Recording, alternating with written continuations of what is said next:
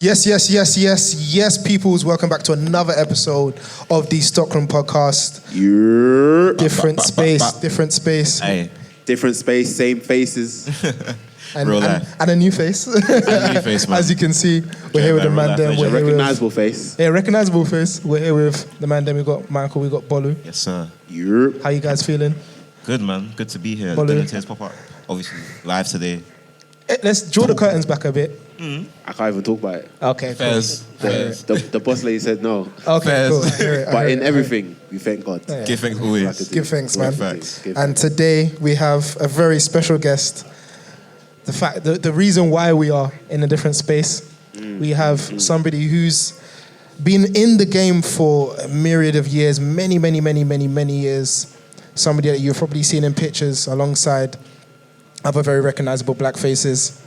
We have somebody who's collabed with Stussy, collabed with Marc Jacobs Full Circle, a part-time Londoner. Facts. Real life, man.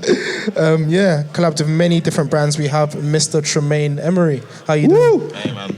Yeah, I'm good, man. Thanks for having me. No, thank you for having us, man. Thanks for having us. Why y'all call it the Stockroom? Off the basis, I started retail in JD. I think JD's now in America. Before, it used to be like solely in Europe. I started retail in JD. Obviously, JD promo, apparently. I started retail in JD, and I always worked in the stockroom. And the stockroom was a place that people would come up to get shoes, to speak about all different types of stuff, and you just chill up there, and obviously you work. I assume one of y'all worked in the Stockroom, because that's where I started. Okay, yeah. All of us had All experience. three of us, working in- all four of us on this couch right now worked in the stockroom. Literally. Yeah. Every time. I did a lot of stock work Yeah, man. in retail. Yeah. So that's why I started. Well, sorry. Go on. Where was your first retail store that you worked at? J. Crew. Okay. Yeah. Okay. Oh, yes. Back in 2000, I was working, yeah. 2000, 2001. Yeah.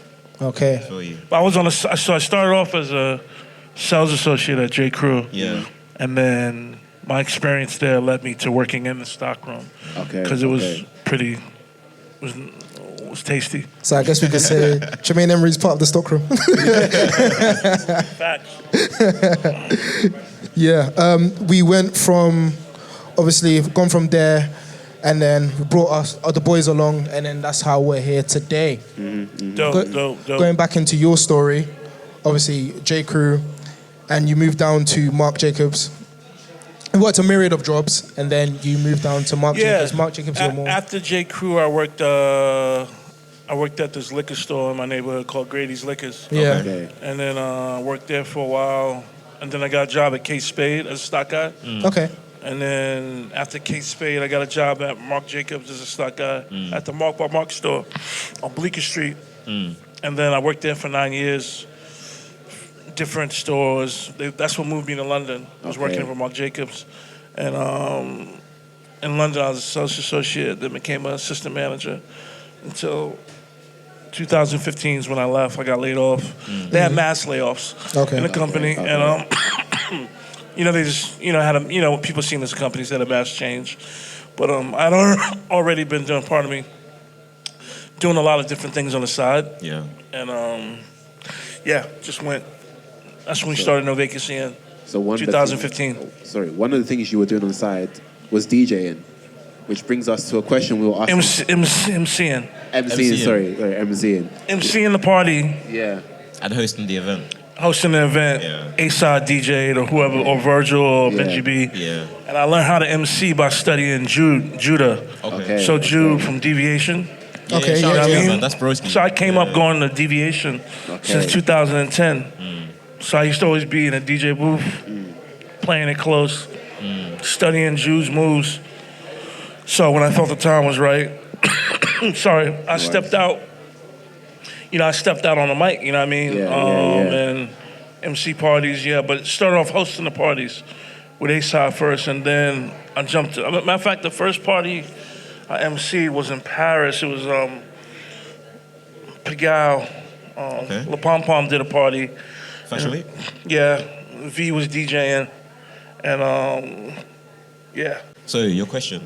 It brings us to a question that Eamon asked off camera. Okay. About music. Yeah. Do you want to ask it now? Yeah, what music are you listening to? What music are you into right now?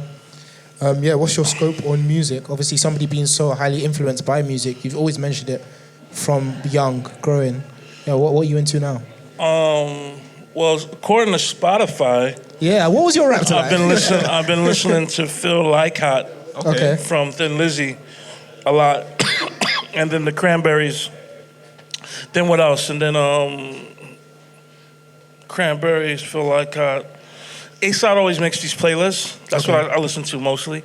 These playlists that A-Side makes, and then I listen to so much music, but I get in very repetitive moods. Okay. So even I got a collection I'm working on that's coming out in this January. Okay. And that's why the Phil Lykott, the lead singer of Thin Lizzy, was so prevalent on my Spotify rap, because I was listening to the music because I like it, but also I was doing research because he's Black and Irish. Okay. Right. And that's an aspect of what my collection is about, the connection between Black culture, African American culture, and Irish, Northern Irish culture. Yeah. And both of the civil rights movements that they fought for that were happening simultaneously in the 60s and the 70s.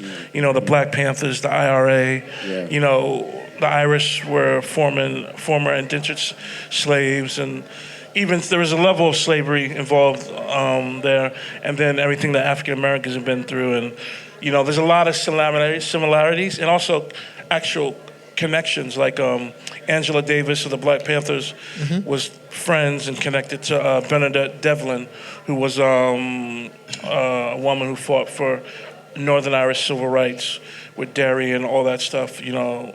So anyway, that's the thing. When I research in these collections, I'm watching loads of films over and over again.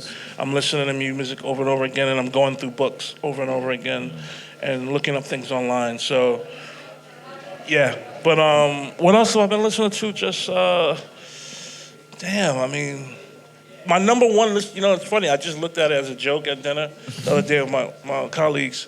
But my number one song is like that I was listening to the most was Sorry Not Sorry, V's and Yachty. Yeah. That's my favorite song of the year. Yeah. That's what I've listened to the most. You know what I mean? I've said it before. Like V's is like. Probably right now, I probably, as far as rap, I listen to him the most, probably. You know what I mean? Besides stuff that I've been listening to since I was a kid, and you know, there's loads of other stuff, new stuff I'm listening to, but these would be the number one thing, and that was like my most listened to song. Sorry Not Sorry. Any London sounds you're tapped in with? Are there any London sounds like? Everything. I mean, I like James Messiah's new tape. Cold. Very good tape. You know, I love. I mean, it's funny for me. Time kind of stood still because I was really sick for I was on medical leave for like over a year and stuff. But you know, I was listening to Dave and Cinch thing a lot. Like if y'all would have talked to me last year, that probably would have been the top of your Spotify rap. Yeah, that one, like Sprinter and all that. Yeah. And then you know, I mean, super into London, you know, British grime and all that. You know what I mean? That I lived here for 8 years. Of course, so. You know what I mean? Londoner. You know, so. So coming back to London and the city, we're here at the Denim Tears pop-up. It's a one-day pop-up. A lot of people usually try and do two to get the whole weekend. You've chosen one day. But what inspired the colours behind the collection? Like, what went into that? Two things. Street Fighter, so Guile. I see that. Because you know, like, once you got into like Street Fighter Turbo and all that, you could choose the different fatigue, like his different colors. Yeah. And he had different fatigues. Okay. So that's one of it. And the other thing is Capone Noriega, the War Report. Okay. The album cover and also the whole feeling of that era of Queens rap.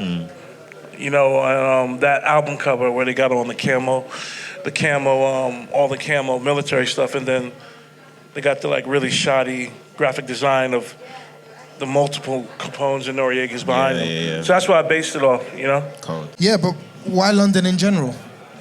Because again, like I said, after I moved out of London, I was still coming here every month or so for something.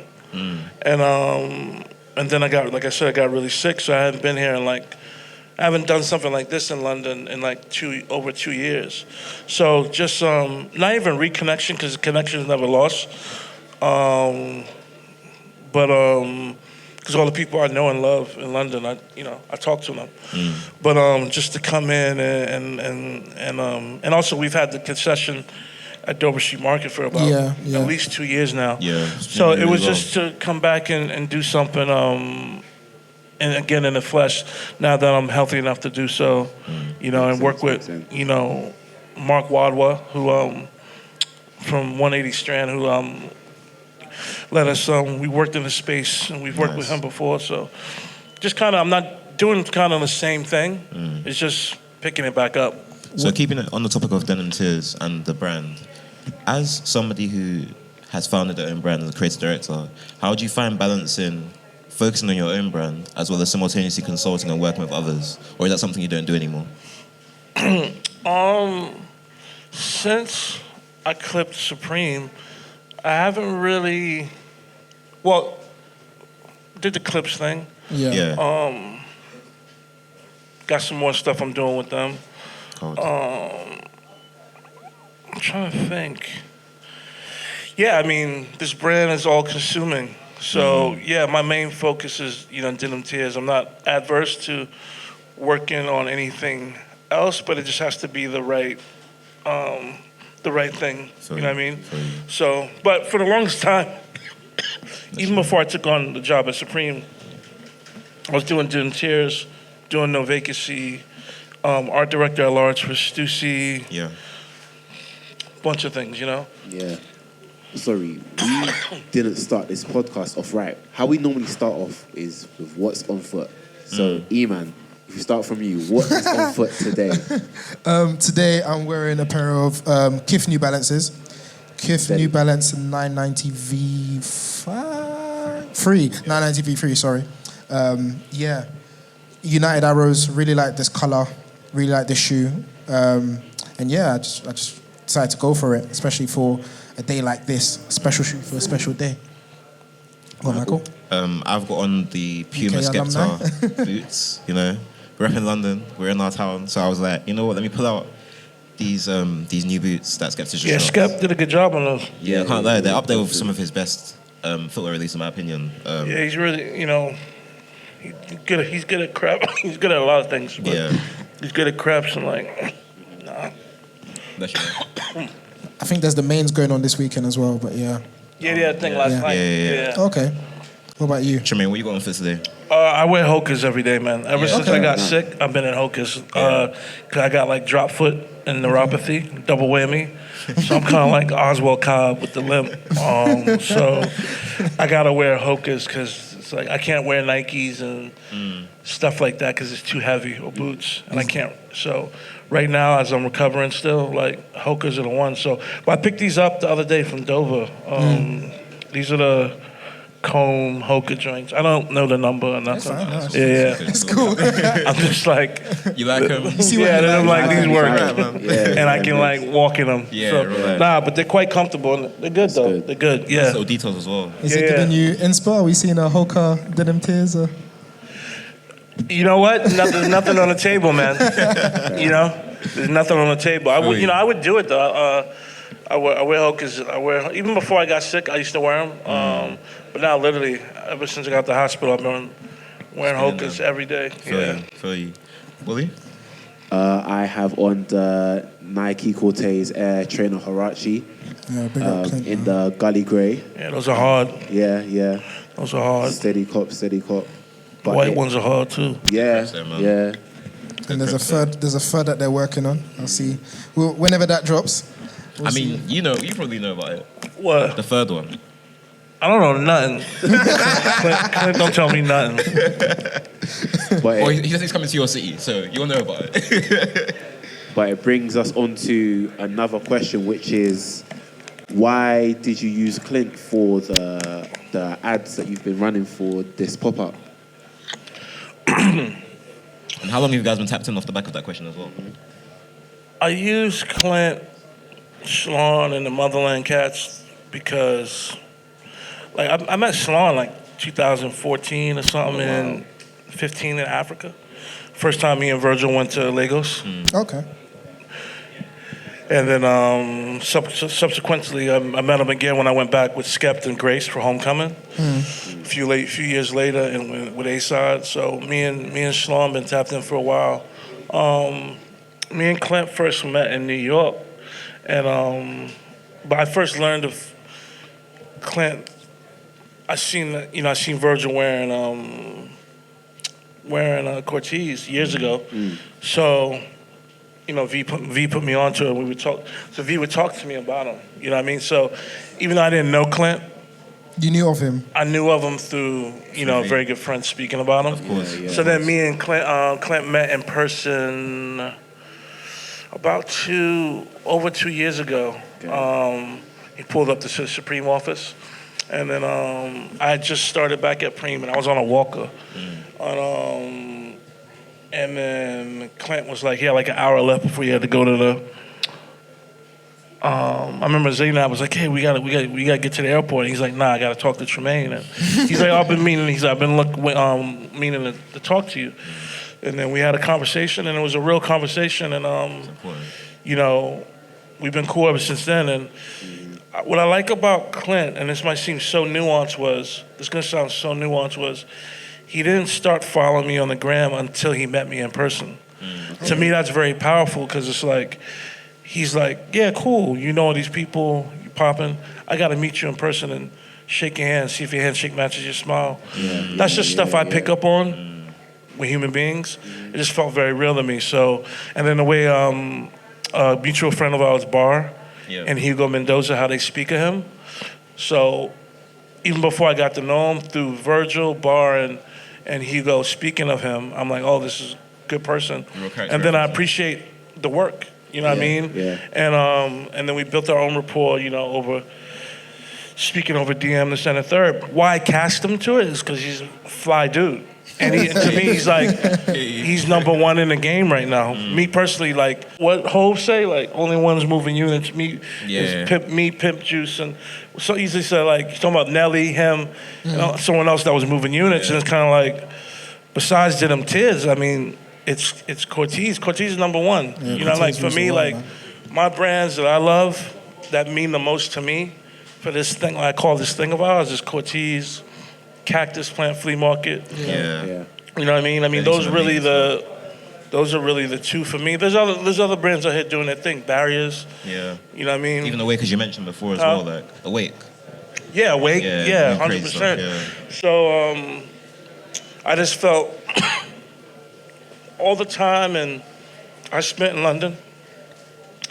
To me, it's quite meaningful that Clint and Slawn and the cats from Motherland were down to do the shoot. I'm really grateful that they were down to do it, and it really added something that I don't know if anyone else could have added to this particular shoot. It's a layer of authenticity, but also, as you said, it kind of speaks to the whole thing of being from London and working with people in London is great, and you can work with anybody, but the people you've selected are purposefully chosen, and that was felt through the whole campaign as it rolled out. So. Yeah. No, totally, man. And it's just like, I urge people, don't be scared to be a fan. Like, I'm a fan of Slawn. I'm a fan of all my people. Clint. You know what I mean? And a lot of people in London. So I just been so tapped in with London so long. I just wanted to tap in with the younger generation. They're doing it the hardest, So I feel like there's too much competition in this, in my opinion, in this game, and it's like, for me, it's like there's enough space for everyone. And there definitely is. I just felt like they wear the brand. True. Clint wears the brand, Slawn wears the brand, all those guys wear the brand. So it's like when you seen Taz in the Squabble Up video. Yeah. Okay, yeah. He didn't. That's not like a stylish thing. That's like Taz wears Denim Tears all the time. So you just pulled up in it. And and Taz is my brother. I've known Taz a long time. He's my friend. And he had just did a campaign for me. So to me, that's the most meaningful thing, when someone that actually loves the brand, believes in the brand, wears it. And obviously that comes across in this campaign. You know what I mean? Yeah. I've noticed that you endorse people of color heavily when it comes to either your models? Obviously, you're speaking about Clint. You having Gabriel Moses in the recent advert. Even sitting this, out with us, bro. Yeah, even this is an endorsement in a sense. Even I was looking at your Instagram recently, your book salon that you did in the store in New York. Mm-hmm. Why do you find it so key to endorse people that look like you? Even going back, I said this to you just before we started, looking at pictures of you. I think there's a picture of you, Jerry, Verge, Kanye. It's like this new fashion footwear Black Avengers. Like you all collab together. You're all still friends. You're all doing same or similar things, but you're all different in your own right. Why do you feel like it's necessary to now collab or endorse people going forward, as you've just spoken about, Clint? Sorry, even your team, even the team around you, I've noticed as well. Yeah, you know.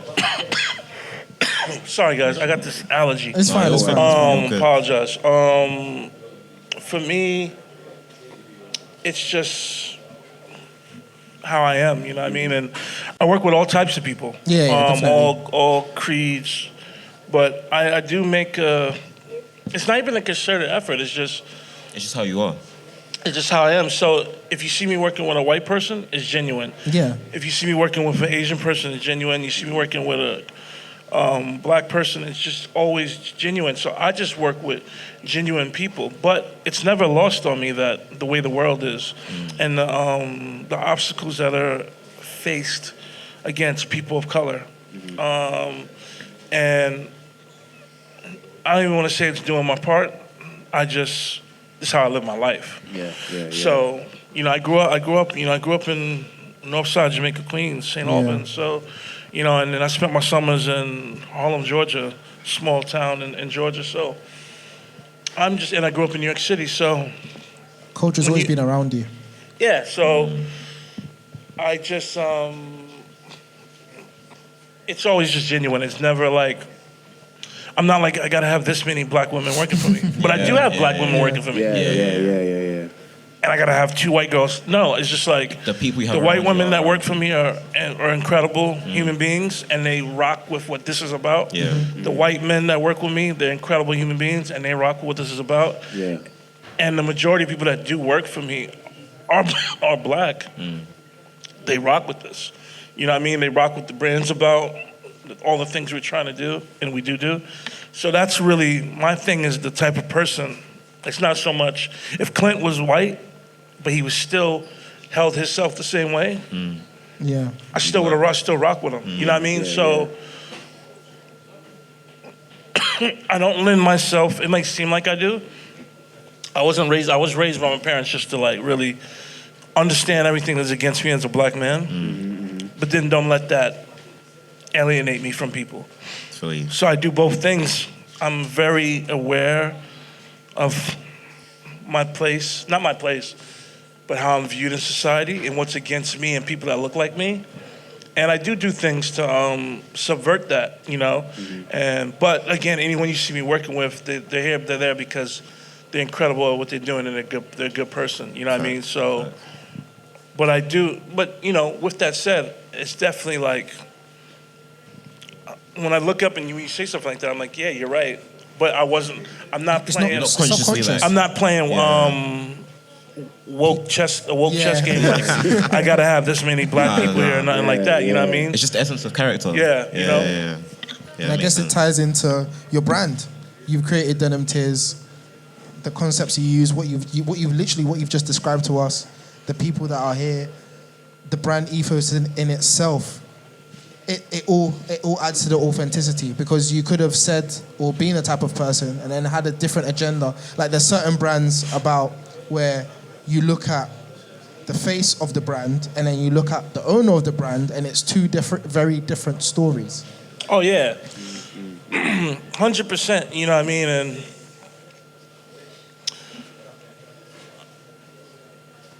it's not my job to police that, even though people might think that's what I do, but it's like, I would never get anything done if I just policed everybody else. The inaccuracies and hypocrisies in fashion. or in the world in general. I wouldn't even be able to live and enjoy life, you know? So once in a blue, when something comes up that I feel is unbearable for me to deal with, I'll address it. But for the most part, you know, people got to live with how they choose to run their businesses and treat people and move through this world. And I try to do my best to just focus how I treat my colleagues and treat my customers and you know, treat my community and, you know, peers and focus on how I move, you know what I mean? I've got a very... That's kind of like the only thing I could control. Yeah. Makes sense. I've got a very, not obscure question, but different-sided question. Yeah. Obviously, you coming up in Jamaica, Queens, and then you now having the store, which was originally the Stussy store and the Union store. There's a lot of history in the holy ground that is your store. Now, full circle, working at Marc Jacobs, going on to collab with Marc Jacobs, going off to collab with Stussy, going on to collab with Levi's. Did you ever feel imposter syndrome creating Denim Tears? Because these are people that you've looked up to in a sense, and now you're alongside them. Or was it a thing of, I've always known them, I've always known the people around you, obviously how you got the Supreme job, but now these are my friends. How did you view that switch from, I guess, customer to collaborator? It's a great question.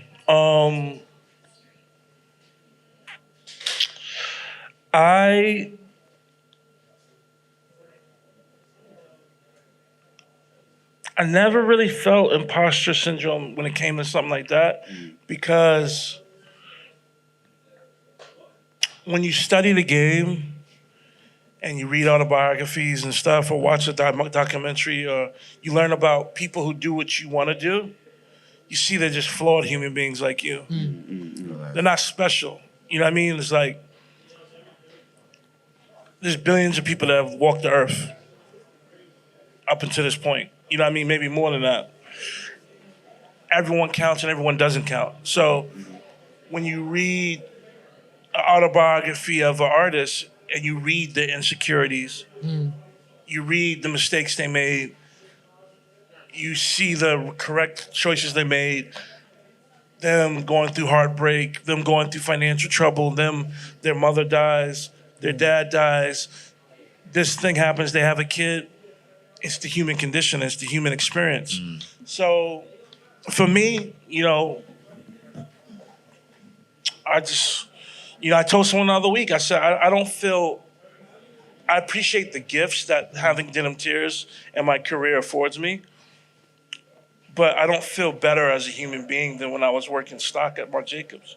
I felt great then, but that's just how I was raised by my pops and my mom to have supreme self-worth and dignity. No pun intended. And, you know, so that's kind of my thing, you know what I mean? Like, I didn't really grow up looking up to celebrities or fashion designers. I grew up looking up to like my grandmothers and grandfathers and the things they did and survived.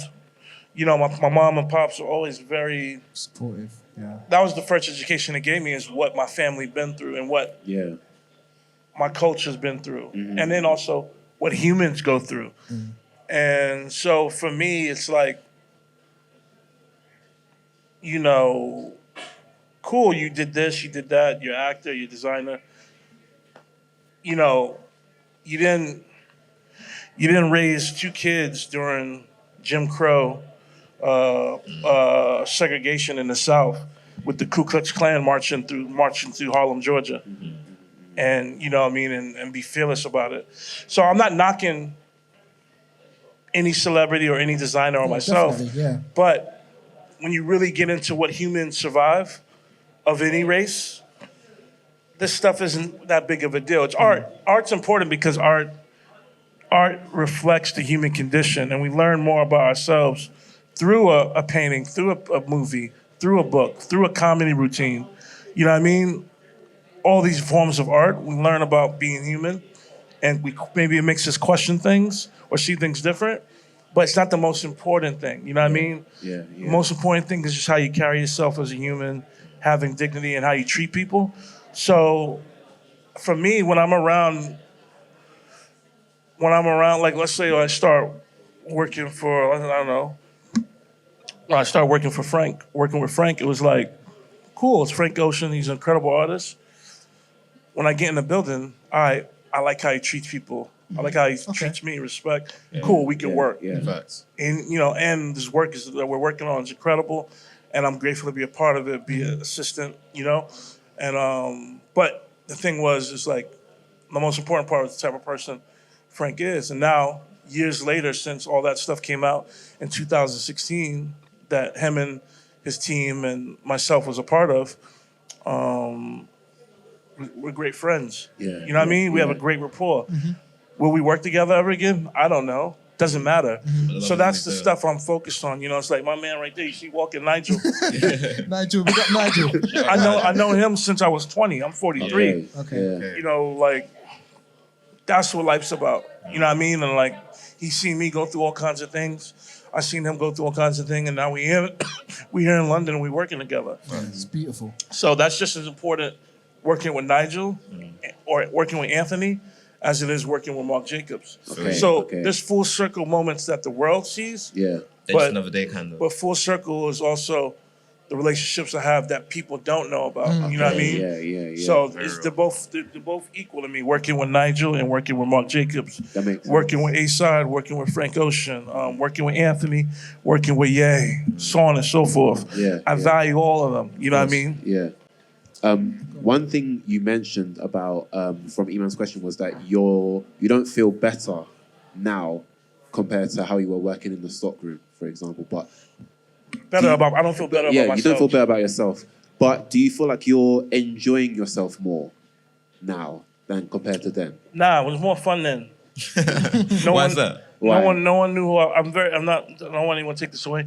No one knew who I was. I could just Make the mistakes. walk the streets and you and know that what I was mean? Yeah. There was no and no one I've been doing and making things for a long time. There was no this instant critique of my work and my life. Yeah. Or critique of who I'm dating or marry or critique of anything. So, and then also money and notoriety changes things. So when we're all just hanging out, going to Beacherson, this is a club in New York, or Corner Bistro, and that was some of the most fun times. I'm not saying none of this isn't fun either. Yeah. But You just enjoy those precious moments. and that's what I try to tell kids when they're like, "Man, I want to get where you're at." I'm like, "Yo, enjoy where you're at now." Yeah. And Because enjoy the journey. the part of where you're just carefree, that don't last forever. You know what I mean? True. And when you have a company, you got employees, taxes. I'm not complaining. I'm just saying there's a lot of things. You know what I mean? Where even like example, we first started No Vacancy In.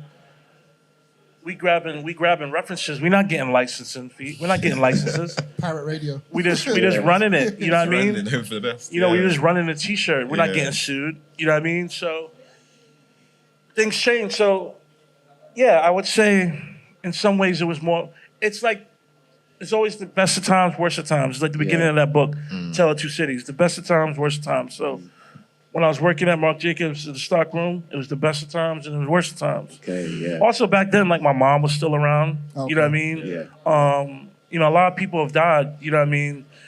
Just people die. Yeah, So even yeah. that too is I miss those people immensely. So I think about those times as more of the halcyon days Yeah. of yeah. my mom being around, my cousin Anthony, Virgil, Yeah. so on and so forth. So many people that have passed. So it was the best of times and worst of times then, and it's the best of times and worst of times now. You know, and I enjoy now too. Though I do. I love my life, and I'm super grateful every day, every second. You know what I mean? But it's different. It keeps changing. Yeah. And if you guys ask me that question in 10 years, I'm gonna say the same thing again. Yo, Clint, what's good, G? My man. Car family. You know what I mean? But I think if you're lucky enough to live a long life, it shouldn't stay the same. It should keep changing. Yeah. Y'all ever watch The Sopranos? Yeah. Yeah. There's an episode where guys are talking about the old days, how things were better in the old days, and then Tony goes, "Remember when's the lowest form of conversation?" You know what I mean? It's like I remember the past, but also I'm enjoying the now. You know what I mean? Because my life's great now. You know. So keeping it with that, I think one thing that we've all heard you mention consistently while we've been speaking to you is how important your parents were to your journey, and your father was, or your mother was. Yeah. How important was it that they supported you through your creative process? Because coming from where we come from, growing up where we grew up, people are always told to go down these traditional routes. And yours is not a traditional route. So how was that, and how did your parents assist that non-traditional route to get you further? Great question. I remember, it's funny you say that. I remember because it's coming up on 10 years since my mom passed. So it'll be February 18th. She passed 2015. So at her funeral, I'm texting with my really good friend who used to be my boss at Marc Jacobs, this guy named Chris Weir, because he lost his mom much younger than I did. So he was a great source of support. I mean, loads of people were, but he actually been through it. Yeah. So he was texting me the day of the funeral, and I'm in the pews in the church, and I'm about to speak, and he's texting me. He goes, "Man, just tell me something about your mom." And I said, "She always let me be me." That just came to me, and that's how I started off the speech.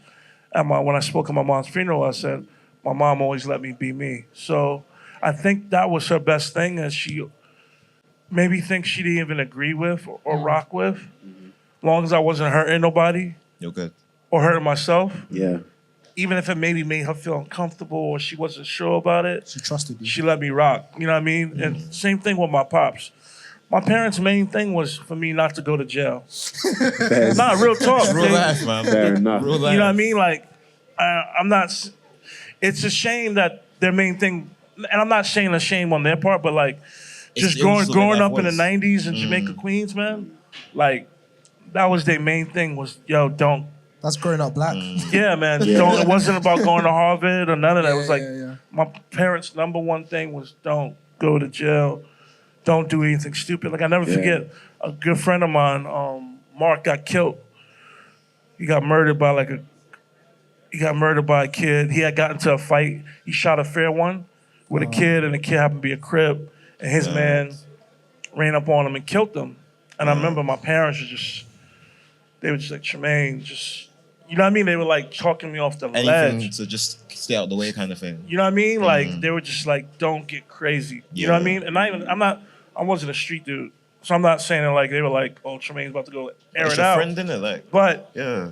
they These things definitely were happen, very man. cognizant of the friendship and was like, don't do anything You stupid. see movies about it all the time. You know what I mean? Because you don't gotta be a street dude to do something stupid. Of course. And then now 2 lives are thrown away or 4 lives are thrown away. Facts. So I'll never forget that when Marky died. And it's funny, my mom was ill. It was like, he died when I was still living at the house. I moved out. And years later, my mom was like, oh, I got something for you. And she had an article that years later the kid got caught. You know what I mean? And she kept it for me. Like, I still have it to the day. The article, like, really write up about they found him, he got sentenced and all that stuff. And, you know what I mean? It was just the care of, like, my mom didn't forget my friend. And when she saw it, she cut it out of the newspaper and held it for me until the next time I came to the crib. She showed you there is justice. Yeah. You know what I mean? There's no point in doing... Exactly. So that was their main thing. And the other thing was just treat people good. Be a decent person. You know, that was a big thing. So, but they also were very like, you can do whatever you want if you work hard enough. Yeah, So they weren't like, yeah. you can do anything. They're like, anything you love. Like, I remember when I graduated high school, my pops was like, yo, so you graduated high school, congratulations. He's like, if you want to make a lot of money, if money matters that much to you, go work in finance. Yeah. Yeah. If not, you should try to find something you love. And do it to the best of your ability. You might, and you don't know what financially that will bring to you, but you'll definitely enjoy your life. We You know can what I mean? relate. Because you're gonna spend. He's like, you're gonna spend so much time working. Yeah, we can relate. You know what I man. mean? Yeah. Yeah, and that's kind of much the advice, and like, you know, they're like, don't. They're like, don't have a kid with someone you're not in love with. Yeah. No, that's what I'm telling you. Those are the facts. Real Fair truths. enough. no, Fair enough. truth. Fair enough. It's really like, yo, My mom's told like- me that before. Yeah, Real truths. yeah, that's the thing. Literally. I want to go to a quote that I took from an interview that you did. You said, success is when you see the validation from within. The genuine feeling of you having the idea working on the idea and putting it out. When you find the validation in that, that's the highest level of success. As we can see, you're very successful. You've worked with a lot of people. You've put out a lot of stuff. Even this is a testament to your success. Yeah. How do you feel? How do you remain hungry in such a space where you seemingly, obviously, I don't know, you might not, you might be humble about it. You're seemingly doing so well. You have so much success going on around you. How do you stay grounded and stay humble, keep going and striving for more success?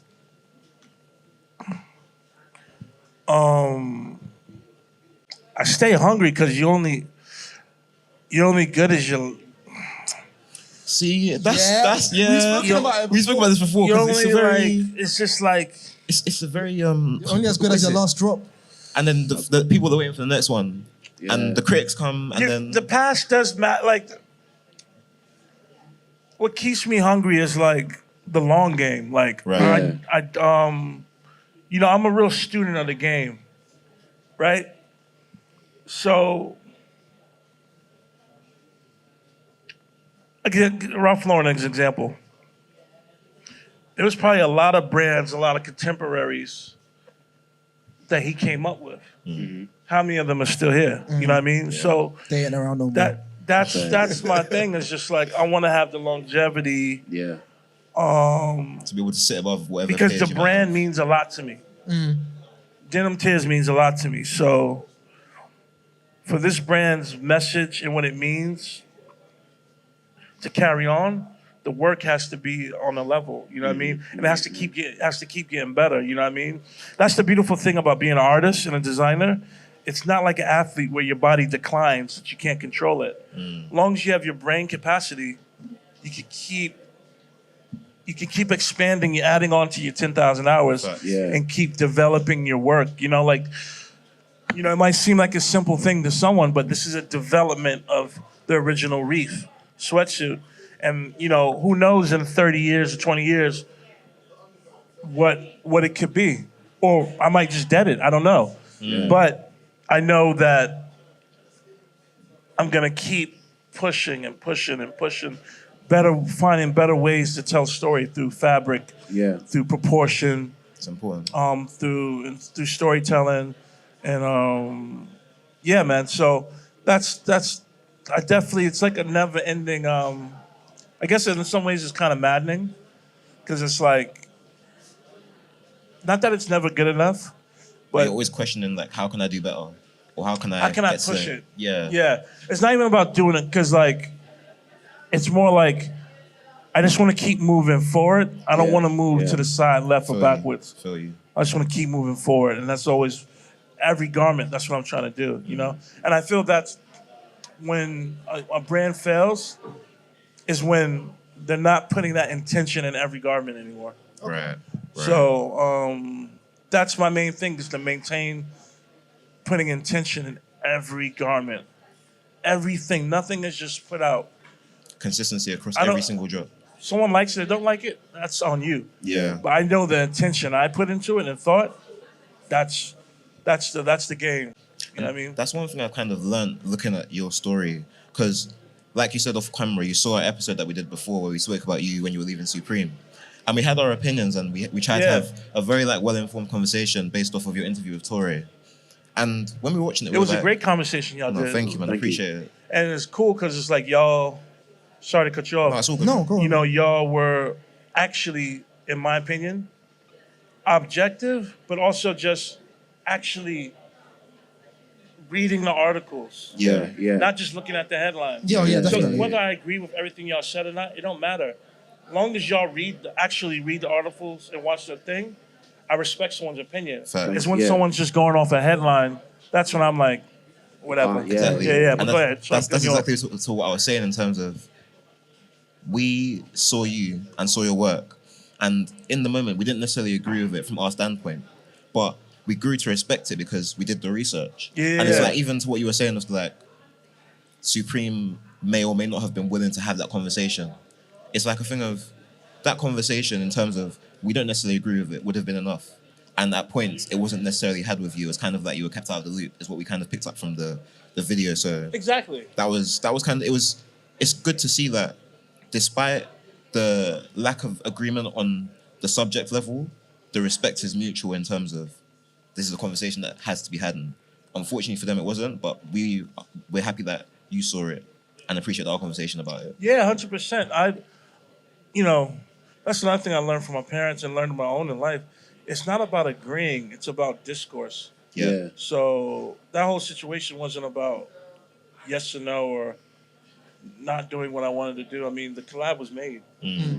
Arthur Jafa got his 100 plus grand. Fair enough. Yes. Got paid. No, the decks and all that stuff was sitting in the warehouse. Oh. You know what I mean? Okay. For a year. Oh, wow. You know what I mean? So it was just that there was no discourse about diverting, not doing the collaboration with me. That was it. That was about nothing else other than the discourse and respect for me as a firstly human being, creative director, and also as a black man. You know what I mean? Yeah. Of So course. that's what it was about. It wasn't about whether they liked it or not. Yeah. That's neither here nor there. Subjective, isn't it? You know what I mean? Yeah. Yeah. Do you feel like it was right person, wrong vehicle? No. Okay.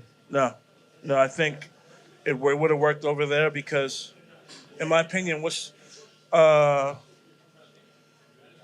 Arthur Jafa is signed to a gallery that's owned by a white woman. Okay. So when he sells those works with those imagery, she passed away this year. Rest in peace to her. Rest in peace, man. She gets 50% of Whatever. the money. So if they sell it Right. for 800,000, she gets 400,000 grand. Right. Of images that are depicting this thing and things that tell that story. Yeah. So what's the difference?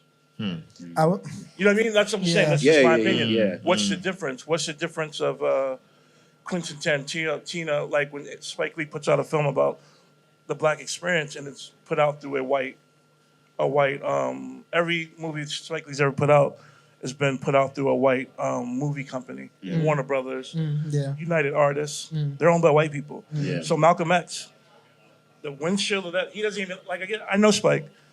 He owns She's Gotta Have It. Yeah. Malcolm X is not owned by Spike Lee. It's owned by the company that gave him the money to make it. Yeah. So I can keep going and going, give a million examples of black stories, whether it's the pain or the glory of the African diaspora that are presented through commercial art or commercial design, where white folks sharing the profits. So I don't see why it's so different with Supreme,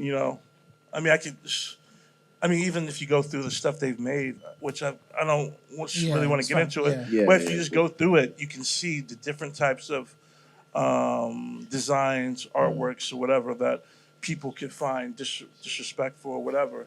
So it's really interesting that why, when it came to this thing, That's the one thing was- they said This something is that. about. Why is it? or that just this- no, but with the audience, why it's Yeah. such a big deal for people. Yeah. Where all the other stuff was like, it's fine. Yeah. Yeah. Like, why Why is is- this the straw that you know, broke the like- camel's back? Yeah, like Prodigy in Yeah. jail, Yeah. Yeah. and nigga in charge. Yeah. Yeah. Like nobody at Supreme been to jail. Yeah. I'm the only person that no. Yeah, it's true. I'm the only person that worked there that probably visits someone in jail. Yeah. Like I used to fly from London to see Nigel. He's Okay. upstate, you know what I mean, doing a bid. So is it cool for them to have a T-shirt that says "Head nigger in charge"? No. I'm not saying it's not, but it's I'm like- saying what's the difference? Yeah. So on and so forth. But I respect everyone's opinion. Yeah. You know what I mean? Again, I respect everyone's opinion. Yeah. And it's more so the situation is very nuanced, which Yeah. the nuance can never reach the algorithm. Does that make any sense? Like Yeah. the nuance of that situation. It was a lot deeper than people realize, but the surface level headlines and the clicks and whatnot And- take away from all I of give you an that. example. When that whole thing went down, I got messages from people that worked at Preem, messages from people I've never worked for, mostly from women of all color and people of color that are like, "Oh, I went through that at my job." It's not it wasn't a special situation, Oh, and yeah, that's the thing definitely. people don't understand about systemic racism. it's not a special situation I went through. Yeah. It's a situation that people go through all over the world Facts. all the time. You know, so whether people want to recognize it or not or agree, they have the freedom to. You know what I mean? Yeah. I'm not really here to argue with people. I know what I lived and went through. You know what I mean? And it's good. It's all good. Quickly, I've been through worse. Yeah. Just quickly finishing on that or going back to that, I wanted to talk about the T-shirt that you wanted to put out. Obviously, the Whipped Peter? Whipped? Ex-slave Gordon. Sorry, my man. Yeah. My bad. It's ex-slave Gordon. You said that you wanted to put out the T-shirt so that people would think about the T-shirt and the possible tension that could come from the T-shirt, knowing that Supreme is clearly a white brand with white heritage. Obviously, you talk about being in the C-suite, only seeing white people, there being only one black person. Do you feel like that change could have generally happened when the majority of the corporation is white, and they would have the same thought process? To me, I would describe it as dropping a bit of milk in black coffee. Like, what would be the big difference that you were trying to make? So if you go back to the civil rights movement, Yeah. there's 20. I'd say when the civil rights movement happened, there's probably about 20 million black people in America and 300 million white people. So what's the point of Rosa Parks sitting on the back of the bus? How are you going to change anything? Are all these white people going to vote and support us? That's what happened, though. It took a long time. So, Barack Obama. you know what I mean? So, change can seem insurmountable.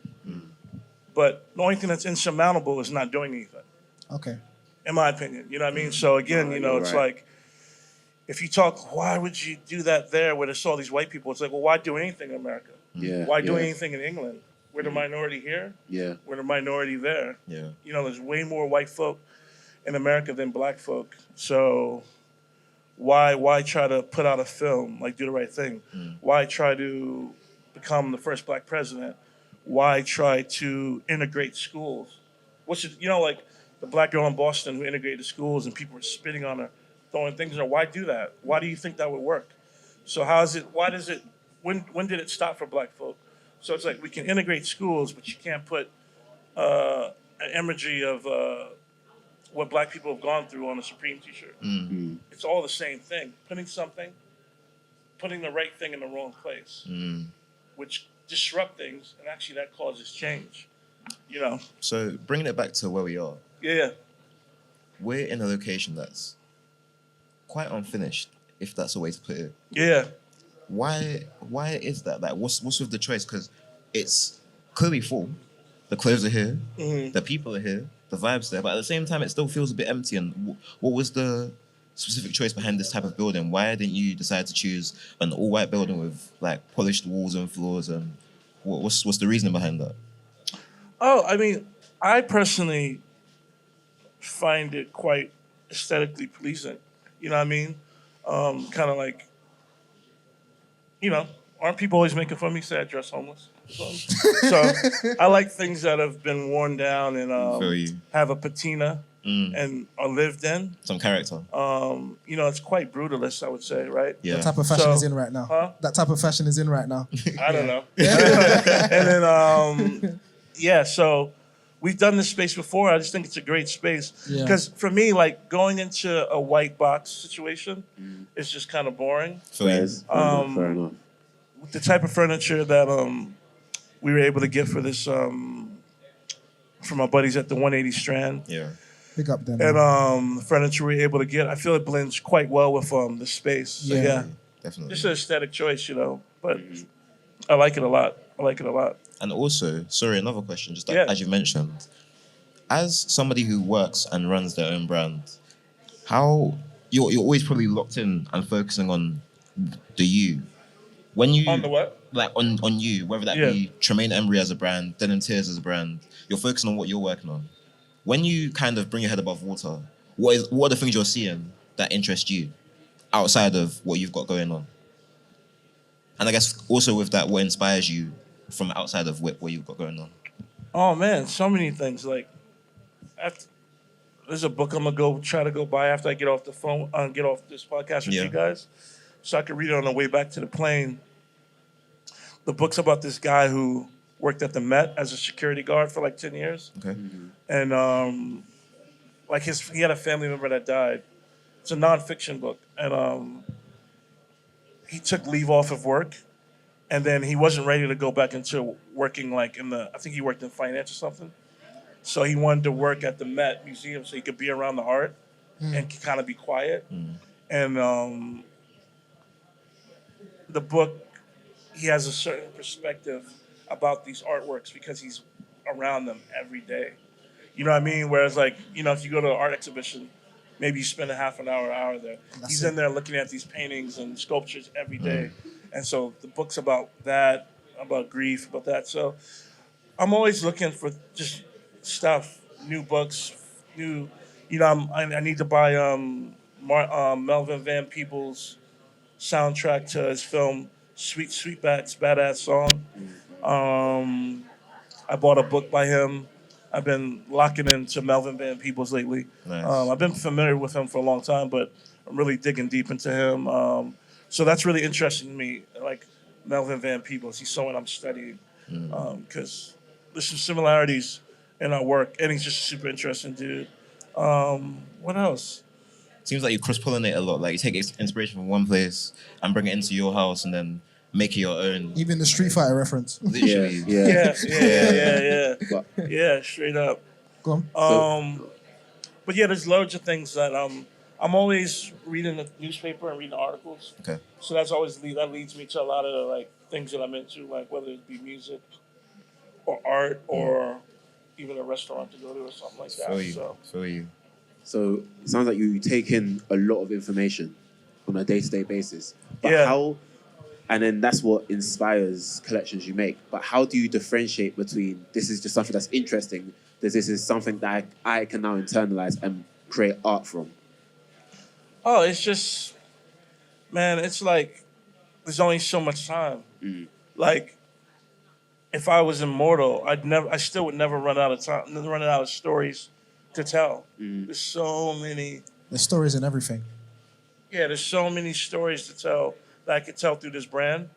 So really, it's kind of depressing when I think about it, because it's like I know I have a finite amount of time to get all these stories out. So I have to be quite selective of which ones. Are the best ones. Where do I want to go? Not even the best ones, but how to house them. The ones that I think I could do justice to. Okay. I mean, I guess like in that sense, as a suggestion, if you get the ideas out that you believe in and then put the other ones in the book, the next generation can make it happen. Somebody could pick up your book as a reference and be like, yo, let me bring this to life. Yeah, I mean, that's how I've ended up. There's nothing I do that's not referential. And there's nothing that, I remember Frank told me that once. He's like, everything is referential. People love to think they're original. There's no one original. There's nothing new under the sun. No one original. And everything's referential. And, one of my big inspirations is Takahiro from the, he has a brand now called The Soloist, but his original brand, Number 9. I was very inspired by that brand because he would base collections on different genres of music. Yeah. All of it was rock and roll, but like he'd do a Nirvana collection. But it wouldn't just be pictures of Nirvana. It'd be like type of sunglasses or jeans that Kurt wore. You know what I mean? And getting really deep into the style to project the feeling of Nirvana, of grunge. He did the same thing with Guns N' Roses and a bunch of other musicians. So it's the same thing when I did like a collection on Black Jockey. Yeah, I'm reading a book, this, that, and the third, and the pieces are representing that time period. Maybe not one-to-one, but sometimes one-to-one, but it's all inspired by that, So, yeah. I want to take it into fashion quickly. Obviously, this is a fashion brand, for one. I've noticed that there's been a fallout. Well, there seems to be a forecast of a fallout between fashion and streetwear. How do you view that, and what side would you place yourself on?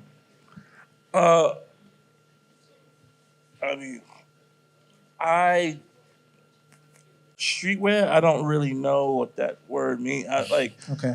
And I'm 43, and I hung out at Union every day. I know James Jebbia 25 years. Yeah. You know what I mean? 20 years. We've known each other. So, to me, there's ready to wear, Yeah.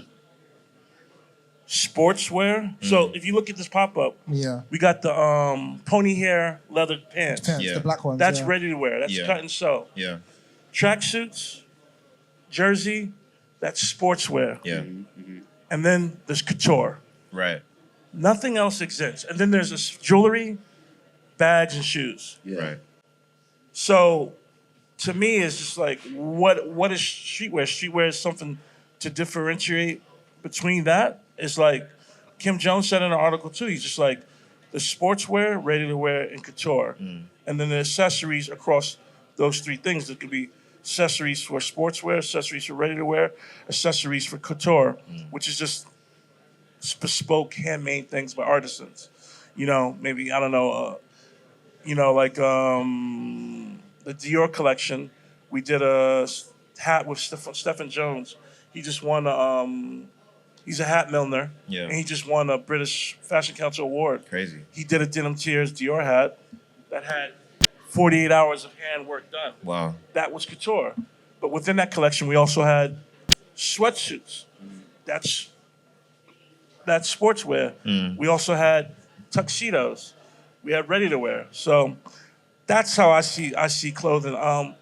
These titles and names that are given to things, who makes them up? Usually the people who don't make the stuff. Real. Yeah. I don't know anyone who actually, from Supreme to Sir to Hysteric Glamour to Stussy.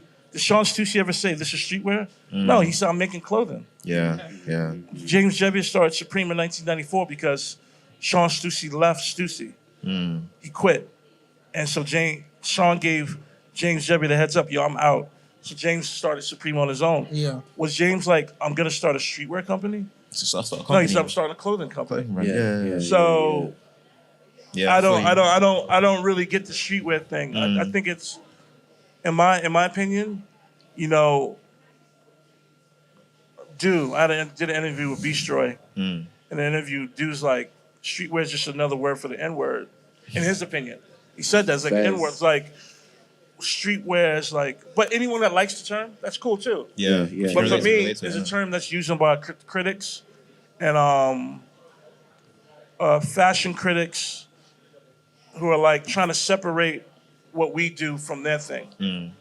It's a power struggle thing. Feel you. Because it's like, I think Clint's one of the best designers in the world. Yeah.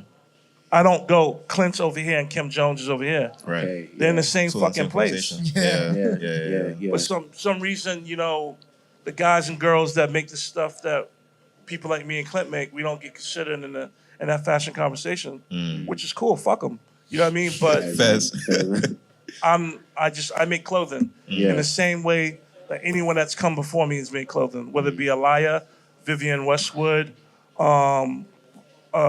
Giorgio Armani, Ralph Lauren. Don't separate me, Clint, Beastroy, Barriers, It's all the same conversation. anyone Yeah. saying that we're lesser than or different than.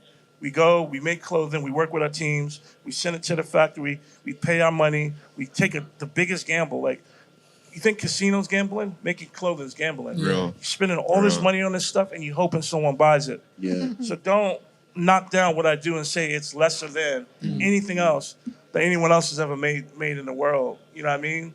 And yeah, that's how I feel about it. Feel you, man. Well, Tremaine, sense. thank you Makes for joining us on the podcast doubt. today. Thank you And very, appreciate very you having much. us as well, man. No doubt, man. I appreciate so y'all. much. Literally. For real, man. Appreciate it. Now we got Appreciate one your last time. thing we need you to do.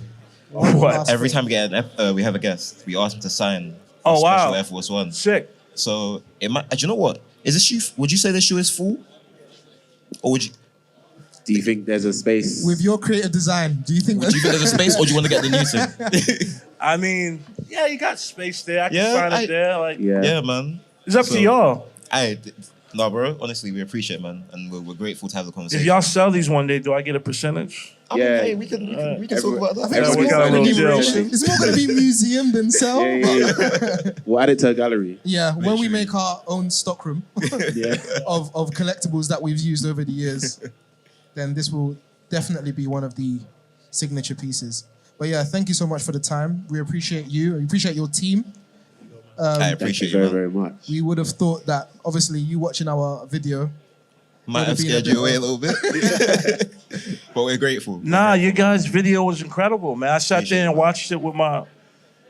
I remember my wife came in mid me watching it. She's like, Okay. "These guys are really smart." She's like, Appreciate it. "You should reach out to them." My wife Andy, you know what I mean. So thank Andy. Hey, shout out Andy, man. Shout out Andy. Shout out Andy. But when I was watching your video, that's the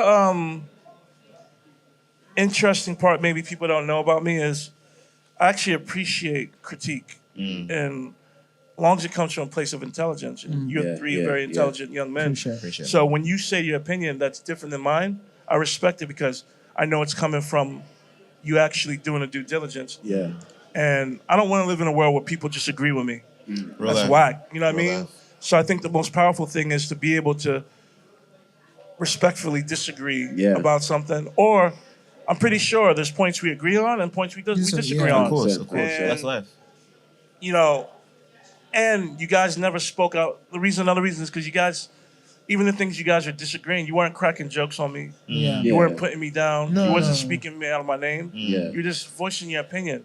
How can I not respect that? Yeah. You know what I mean? So, it's all love. Hey, For real. Tremaine, Thank you. appreciate Thank you. you. bro. No. Thank you so much. People, thank you for watching. you. And make sure to tap in with us on all of our social medias, which are everywhere. The Stockroom UK, the Stockroom Podcast. Make sure you tap in. And yeah, man, we'll catch you in the next one. Till then, take it easy. Yeah. Thank you. Thank you.